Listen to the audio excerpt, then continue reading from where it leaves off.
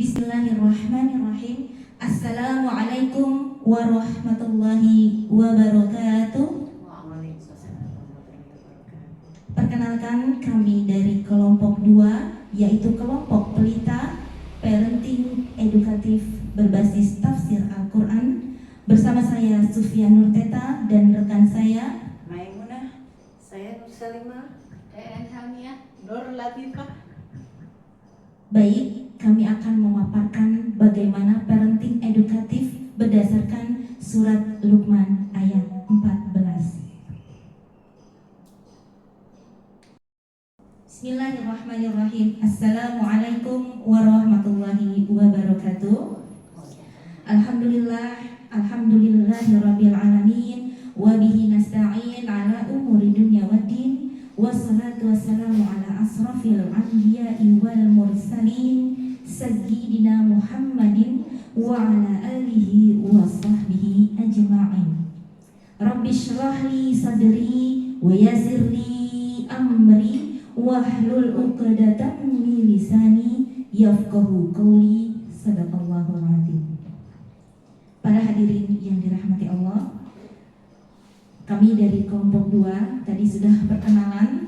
Di sini kami akan menjelaskan bagaimana parenting edukatif berbasis tafsir Al-Quran, yaitu menyelami hikmah dari surat Luqman ayat 14. Nanti akan kami jelaskan satu persatu. Pertama untuk pembukaan dari saya sendiri Sufyan Nurteta, dan akan dilanjutkan oleh rekan-rekan saya berikutnya. Baik, bagaimana surat Luqman itu bercerita ya? Allah berfirman di surat Luqman ayat 14. A'udzu billahi minasyaitonir rajim. Bismillahirrahmanirrahim. Wa wasaynal insana biwalidayhi hamalathu ummuhu wahnan 'ala wahnin wa fisaluhu fi 'amaini anishkurli wa liwalidayka ilayyal masir. Yang artinya, dan kami perintahkan kepada manusia agar berbuat baik kepada kedua orang tuanya. Ibunya telah mengandungnya dalam keadaan lemah yang bertambah-tambah dan menyapinya dalam 2 tahun. Bersyukurlah kepadaku dan kepada kedua orang tuamu, hanya kepadakulah tempat kembali. Mengapa ayat ini harus ada dalam Al-Quran? Subhanallah, para hadirin sekalian, Allah menurunkan ayat ini bukan tanpa alasan. Ayat ini adalah pondasi dalam mendidik karakter dan rasa empati atau biru walidayah bagi anak-anak kita. Manusia itu sejatinya punya sifat dasar mudah lupa diri. Kalau sudah sukses, sudah punya jabatan atau harta berlimpah, seringkali merasa bahwa semua itu adalah hasil kerja kerasnya sendiri.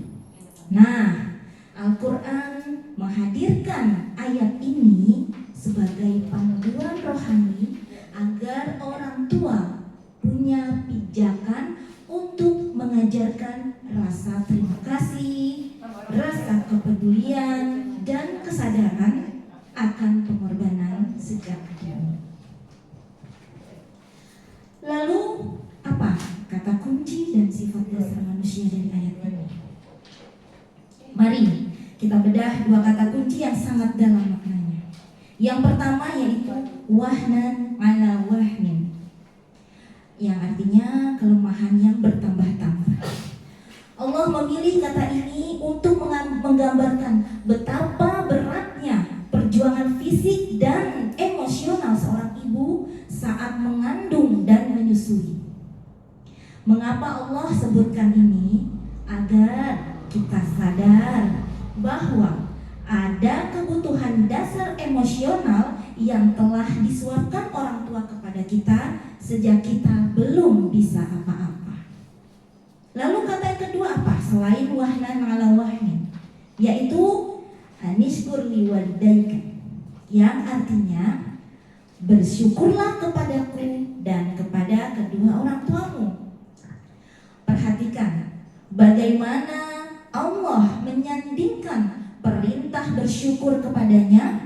dan juga bersyukur kepada orang tua. Ini menunjukkan bahwa rasa syukur adalah kebutuhan dasar jiwa kita. Jika seorang tidak terbiasa bersyukur kepada orang tuanya, jiwanya akan selalu merasa kurang dan tersiksa. Tersiksa oleh apa? Oleh hawa nafsu dan keinginannya yang tidak pernah puas. Baik hadirin yang dirahmati Allah, untuk mengetahui lebih lanjut apa sih itu hawa nafsu, apa sih keinginan, bagaimana sih kebutuhan kita yang sebenarnya, dan apa sih itu bedanya keinginan dan kebutuhan, nanti akan dijelaskan dan dilanjutkan oleh rekan saya yang akan disampaikan oleh Kakak Maimunah. Baik, saya akan lanjutkan penjelasan dari Surat Luqman yang sudah dijelaskan terlebih dahulu. Memahami bedanya kebutuhan dan keinginan anak. Hawa nafsu keinginan anak zaman sekarang sering menuntut banyak hal, cicit mahal, kebebasan tanpa batas, atau selalu ingin dituruti. Jika tidak dituruti, mereka mudah bersikap tidak sopan. Itu kebanyakan anak-anak zaman sekarang. Kebutuhan hakiki, ayat ini menegur kita semua. Kebutuhan sejati seorang anak bukanlah memanjakan fisiknya, melainkan kesadaran moral dan rasa syukur. Anak yang paham perjuangan ibunya, wahnan al-wahmin, akan tumbuh menjadi pribadi yang berempati dan bijak mengendalikan nafsunya. Lalu bagaimana hubungan kolerasi 10 kebutuhan dasar manusia dengan surat Luqman ayat 14? Ibu-ibu yang dimuliakan Allah, jika kita selami lebih dalam 10 kebutuhan dasar manusia, semuanya terjawab dalam ayat ini. Pertama, butuh kasih sayang. Terpenuhi dari pengorbanan ibu. Jangan sampai bergeser menjadi nafsu menuntut dimanjakan. Solusinya, didik anak untuk bersyukur. Bersyukur kepada Allah dan juga bersyukur kepada kedua orang tua. Kedua, butuh keunggulan. Meraih prestasi bukan untuk pamer, melainkan bentuk ikhtiar membanggakan orang tua demi mengharap ridho Allah. Ketiga, butuh penghargaan.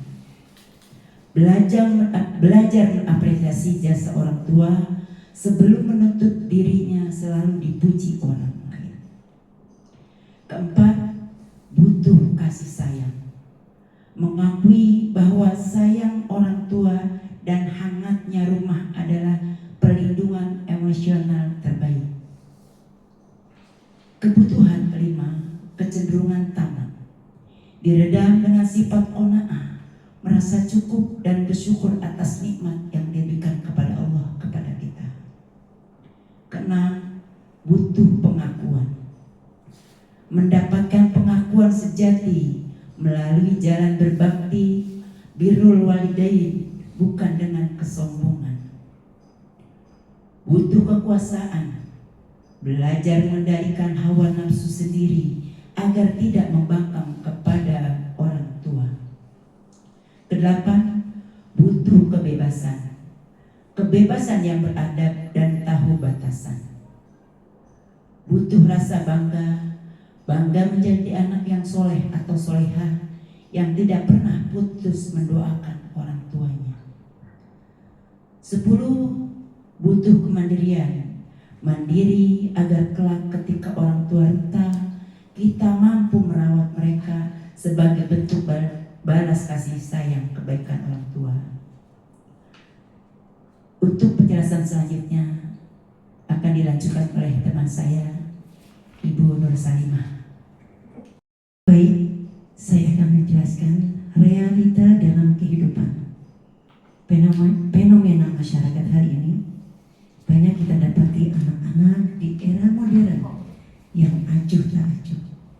Acuh dengan nasihat-nasihat dari orang tua, yang tidak mau mengerti, yang tidak mau mendengarkan nasihat-nasihat dari orang tua, berkata kasar pada orang tua, bahkan menelantarkan orang tuanya di masa tua. Di era modern ini banyak sekali anak-anak yang sudah tidak mau untuk merawat orang tuanya. Mereka dititipkan di panti jompo karena mereka punya kesibukan masing-masing, merasa dirinya sudah sukses karena kepintarannya sendiri.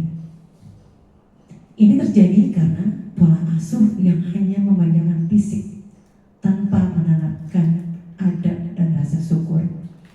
Karena itu penting sekali kita mengajarkan adab kepada anak-anak kita sejak dini, dan juga selalu merasa syukur terhadap nikmat yang Allah berikan dan hidup kita yang kita jalankan selama ini. Dan mengapa sifat ini muncul? Al-Quran menyingkapi bahwa manusia memiliki tabiat mudah kufur nikmat, yang berarti tidak ada rasa syukur sama sekali terhadap apa yang diberikan Allah Subhanahu wa Ta'ala, karena kekurangannya iman dan juga tidak mempunyai rasa bahwa Allah itu yang memberikan segala nikmat di dunia ini. Padahal Allah mengingatkan masa lalu kita yang sangat lemah sewaktu bayi, agar ego dan kesombongan kita runtuh. Yang kelima, hubungan dengan ilmu dan teori. Yang pertama adalah psikologi atau parenting. Ayat ini menguatkan kecerdasan emosional dan spiritual. Empati anak dibentuk saat ia menyadari pengorbanan orang tuanya. Karena itu, didikan kita tiap hari itu adalah penting, bagaimana mengajarkan dan memberitahukan bagaimana pengorbanan orang tua kepada anaknya yang dari bayi sudah kita didik dengan akhlak-akhlak yang baik. Dan hubungan dengan ilmu dan teori selanjutnya adalah dalam sila kedua Pancasila yang berbunyi kemanusiaan yang adil dan beradab itu tidak dibangun di jalanan, tapi dibangun di hati kita, di keluarga kita, melainkan dimulai dari adab-adab seorang anak kepada orang tuanya di rumah. Inilah terpenting bagaimana orang tua memberikan adab dan juga pelajaran-pelajaran untuk anak-anaknya. Yang keenam, mengapa masih ada yang menyalahi dan mengabaikan ayat ini? Penyebab menyalahi hati yang telah tertutup oleh kesombongan dan didominasi cinta dunia, hubbu dunia. Padahal kita tahu ya, kalau kita cinta dunia itu dunia itu fana, dunia itu perhiasan, ya, tidak kekal. Sehingga menganggap orang tua yang tua renta sebagai beban. Ini tadi karena kita sebagai orang tua tidak mendidiknya dengan baik, sehingga orang tua dianggap beban bagi anak-anaknya karena merasa dirinya sudah sukses, sudah pintar dan di atas segala-galanya. Mereka melupakan jasa-jasa orang tuanya. Mengapa orang tidak terhipnotis dengan ayat ini? Mengapa orang tidak tersadar? Karena banyak orang membaca Al-Quran hanya sampai di kerongkongan, tidak menjalannya dengan baik, tidak menyerapinya dengan baik, tidak mengerti artinya, dan tidak mentelaah dengan baik. Membaca lisan tanpa membayangkan dan menghayati bagaimana perjuangan seorang ibu yang merawatnya, sehingga maknanya tidak meresap ke dalam dada. Astagfirullahaladzim. Mudah-mudahan semua inilah pelajaran untuk kita sebagai orang tua. Marilah kita didik anak-anak kita dengan baik, dengan adab dan sopan santun, sehingga kita menciptakan anak-anak kita menjadi anak yang soleh dan solehah. Amin ya rabbal alamin. Baik, selanjutnya bagaimana analogi dalam masyarakat yang akan dijabarkan oleh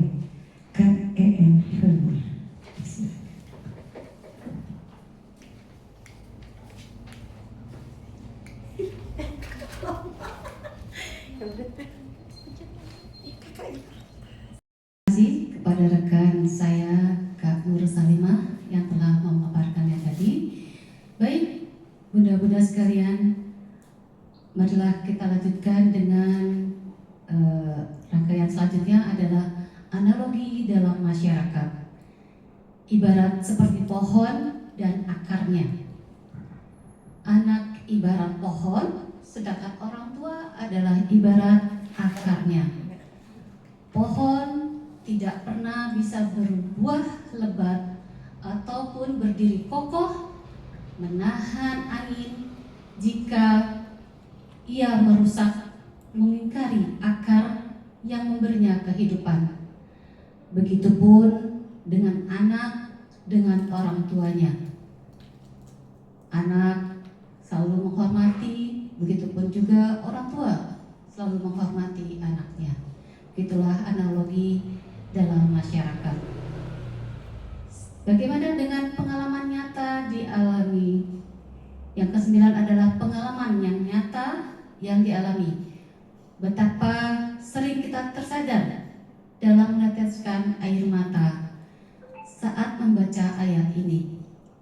Mengingat betapa seringnya kita bernada tinggi kepada orang tua.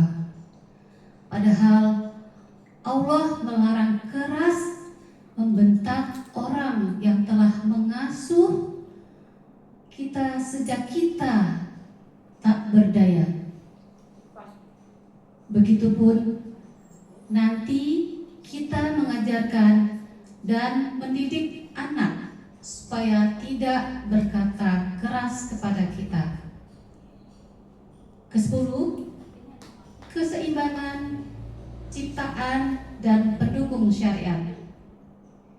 Nilai keseimbangan balancing, Allah sengaja menciptakan proses kelahiran manusia dalam keadaan sangat lemah, wahnan ala wahnin, agar tercipta ikatan batin dan rasa saling membutuhkan antara orang tua dan anak. Apa saja ayat atau dalil pendukung dari surah Al-Luqman ayat 14 ini? Dijelaskan juga dalam Al-Quran surah Al-Isra ayat 23 yang menerangkan larangan berkata ah atau cih atau membentak kedua orang tua. Bismillahirrahmanirrahim. Wa qada rabbuka alla ta'budu illa iyyahu wa bil walidaini ihsana ila akhiri ayat. Tuhanmu telah memerintahkan agar kamu jangan menyembah selain Dia dan hendaklah berbuat baik kepada ibu bapa. Jika salah seorang di antara keduanya atau kedua-duanya sampai berusia lanjut dalam pemeliharaanmu, maka sekali-kali janganlah engkau mengatakan kepada keduanya dengan perkataan ah, dan janganlah engkau membentak keduanya serta ucapkan kepada keduanya perkataan yang baik-baik.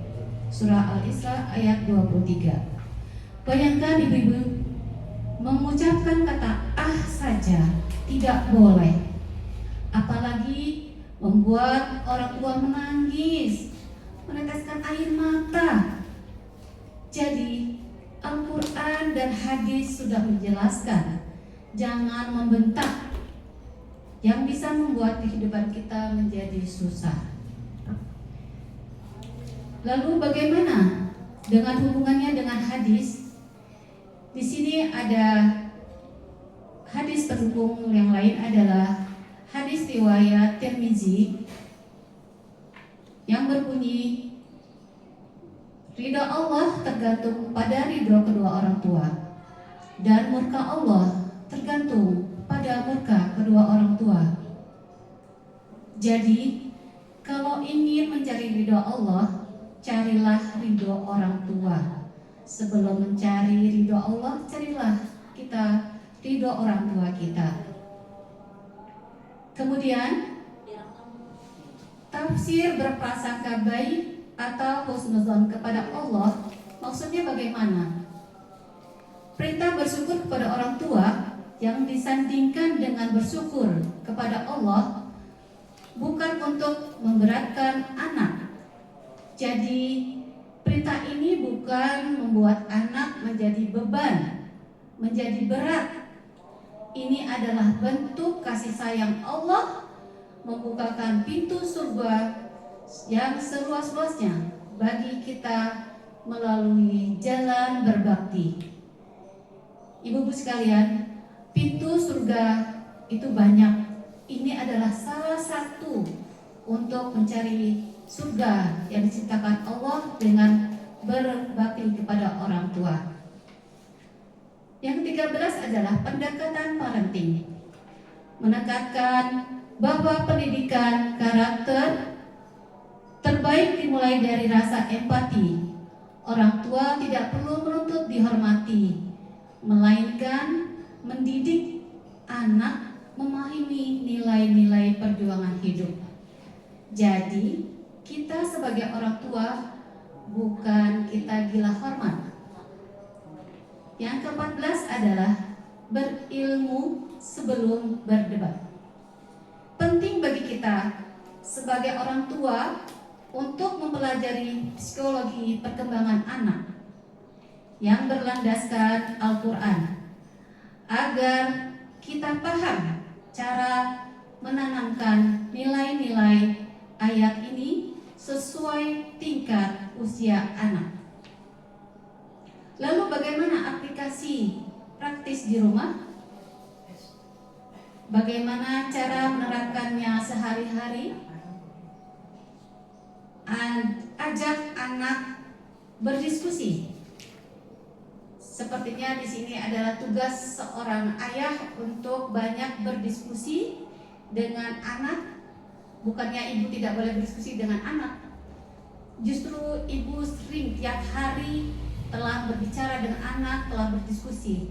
Ayah itu jarang sekali berdiskusi dengan anak. Maka untuk itu, untuk ayah-ayah sekalian, disinilah kita memperbanyak untuk quality time dengan anak, menciptakan rasa nyaman dengan anak-anak. Yang kedua adalah membiasakan untuk mengucapkan terima kasih.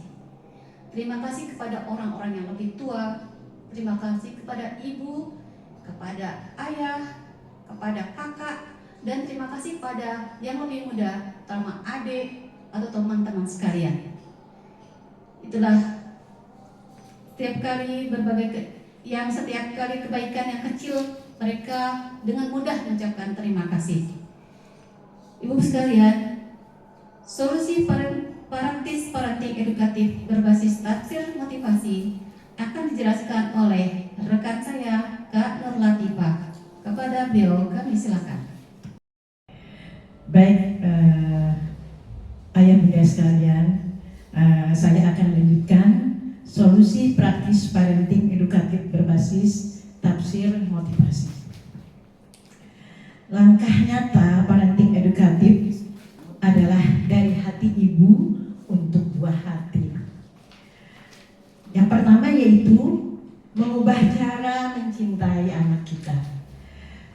Dari kita memanjakan menjadi menumbuhkan rasa empati. Nah, itu yang penting, ya. Yang berlandaskan kepada ayatnya yang tadi disebutkan, Quran surah Luqman ayat 14, yang artinya Allah mengingatkan betapa perjuangan seorang ibu yang mengandung, menyusui, penuh dengan kesusahan yang bertambah-tambah. Wahnan ala wahni. Seorang ibu mengandung 9 bulan 9 hari, betapa payahnya. Perut kadang-kadang suka disundul sama anak-anak. Kadang-kadang kita tidur susah, telentang juga susah, berjalan juga susah. Kadang-kadang ada yang suka ngata-ngatain ya, tapi itu semua rela milik oleh seorang ibu demi anaknya. Bagaimana cara kita menerapkan sehari-hari ibu-ibu? Ya, kita yang pertama adalah belajar jujur kepada anak secara terbuka. Jadi edukasi keterbukaan kepada anak. Misalnya kita jangan ragu untuk berbagi cerita perjuangan hidup kita. Misalnya dari kita yang tidak punya sampai kita ada, dari anak kecil sampai dia dilatih berjalan, dilatih sampai dia sekolah SD, sampai dia kepada remaja. Ceritakan dengan sesungguhnya kepada mereka biar dia merasakan. Gak apa-apa, balik ke nostalgia masa-masa sebelum dia ada. Biar dia merasakan, oh begitu aku sewaktu aku kecil gitu ya. Kemudian jika misalnya rezeki kita sedang pas-pasan, sampaikan dengan lemah lembut kepadanya bahwa jangan sampai bahwa kita tidak memaksakan kepada dia, memaksakan kepada diri kita untuk menjaga misalnya demi memenuhi kebutuhannya. Kita jaga gengsi, kita misalnya ada-adain itu untuk anak, jangan sampai ya. Kemudian seperti misalnya anak juga perlu tahu nih, misalnya dia makan dari beras, bagaimana kita memperoleh beras itu, dia pakaian yang bagus dari mana, bagaimana kita memperoleh pakaian itu, kemudian uang jajannya dari mana, bagaimana kita mencari rezeki itu, dan bagaimana doa kita kepada Allah. Anak itu harus tahu, sehingga dia pun merasakan bagaimana rasanya menjadi orang tua. Nah, dan yang kedua, setelah kita belajar jujur dan terbuka kepada anak, kita melatih anak berempati. Mari kita latih anak kita agar hatinya lembut dan pandai merasakan lelahnya orang tua. Ketika anak mulai menuntut atau meminta sesuatu, bagi anak-anak kecil biasanya itu kan mainan sejak kecil kita latih. Jangan sampai kita turutkan saja, karena biasanya sejak kecil itu kalau kita biasakan dia dia segala semua yang dia minta ada, semua yang minta ada, maka itu akan tumbuh menjadi dewasa, dia tidak mengenal kata tidak ada. Jadi harus dari kecil mengatakan, oh ini perlu apa tidak. Kalau memang perlu baru kita, kalau memang tidak perlu tidak usah. Nah kita harus kasih tahu kepada mereka. Kita belajar juga untuk mengobrol kepadanya dari hati ke hati. Kemudian bimbing anak untuk bertanya pada hatinya sendiri, untuk merenung. Misalnya, ayo nak, barang ini benar gak kamu butuhkan? Atau hanya kamu ingin karena melihat teman-temanmu ada aja yang punya? Jangan sampai kita begitu. Nah, jadi orang tua pun harus memilah-milih, ya, mana yang memang perlu kita kasih, mana yang tidak perlu kita kasih. Nah, pesan kunci dari semua itu, dari paparan dari teman-teman mulai awal sampai akhir adalah, yaitu ayah bunda perlu diingat, menyayangi anak itu bukan berarti menuruti semua kemauannya. Menyayangi anak yang sejati adalah membimbing jiwanya agar paham aturan, tahu berterima kasih, dan memiliki rasa iba serta hormat kepada orang tua. Nah, dan bukan itu saja, melainkan dia bangga mempunyai orang tuanya.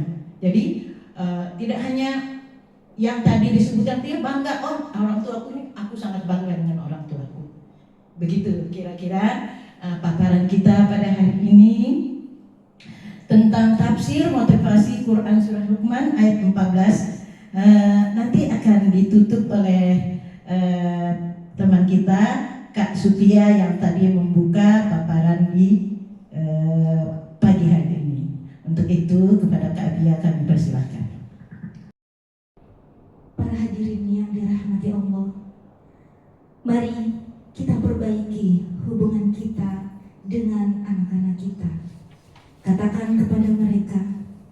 Wahai anakku sayang, ibu tidak pernah meminta balasan atas setiap tetes keringat, air mata, maupun rasa sakit yang ibu rasakan saat melahirkan dan membesarkanmu.